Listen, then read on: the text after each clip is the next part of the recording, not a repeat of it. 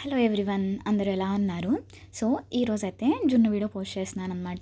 Already short video పెట్టాను కదా, and process మొత్తం లాంగ్ వీడియోలో చెప్తాను అని చెప్పాను కదా. సో ఇదే ఆ వీడియో అనమాట.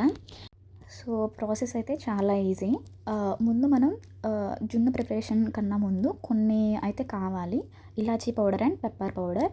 మీ దగ్గర ఆల్రెడీ డైరెక్ట్గా అదే ఉంటే పౌడర్స్ ఉంటే అదే యూజ్ చేసుకోండి. బట్ ఇలా దంచుకోవటం నాకు ఇష్టం. అంటే మా ఇంట్లో స్టోర్ ఉండదు.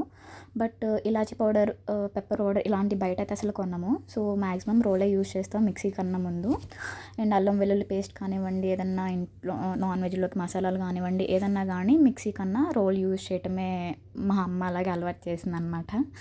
సో ఏమో తెలియదు, మేబీ ఇలా డైరెక్ట్గా రోల్లో చేస్తే కొంచెం టేస్ట్ ఎక్కువ వచ్చిద్ది అన్నట్టు మేము నమ్ముతాము. మేబీ నిజమే కావచ్చు. సో మీరు కూడా రోల్ ఉంటే రోల్లోనే ట్రై చేయండి. అండ్ దీంతో పాటు బెల్లం తరుగు కూడా కావాలి మనకి. సో నేను పావుసేరు పాలు అండ్ 4 ఎగ్స్ యూస్ చేస్తున్నారు. మీరు కావాలంటే 3 ఎగ్స్ కూడా యూస్ చేసుకోవచ్చు. సో పావుసేరు పాలకి 3 ఎగ్స్కి ఒక కప్పు కన్నా కొంచెం ఎక్కువ బెల్లం తరుగు కావాలన్నమాట. సో మనం ముందు కుక్ అంటే ఇంకా మనం పొయ్యి మీద పెట్టకుండా ముందు కొంచెం స్వీట్నెస్ చూసుకోవాలి. అది కొంచెం ఎక్కువ ఉండేలా చూసుకోవాలన్నమాట. ఉడికేసరికి ఇటు స్వీట్నెస్ అయితే కొంచెం తగ్గిద్ది.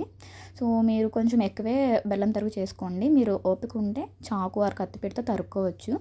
లేదంటే నేనైతే పచ్చడి బండ యూస్ చేస్తున్నాను, నాకు అంత ఓపిక అయితే లేదు. సో ఇలా పెట్టేసుకున్నాక ఇంకా ప్రాసెస్ స్టార్ట్ చేసేసుకోవటమే.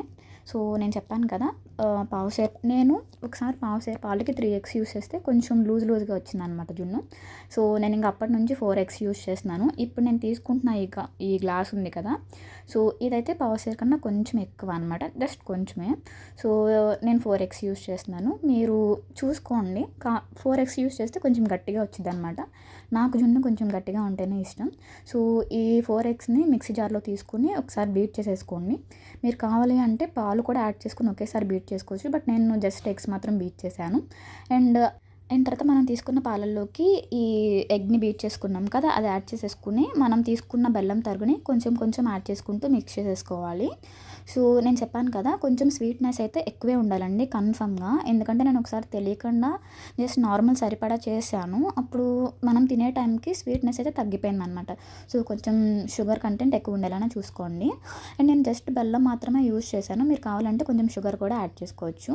అండ్ తర్వాత బెల్లం అక్కడక్కడ కొంచెం కరగకుండానే ఉండిద్ది. సో అందుకని వడకట్టుకోవడం మ్యాండేటరీ.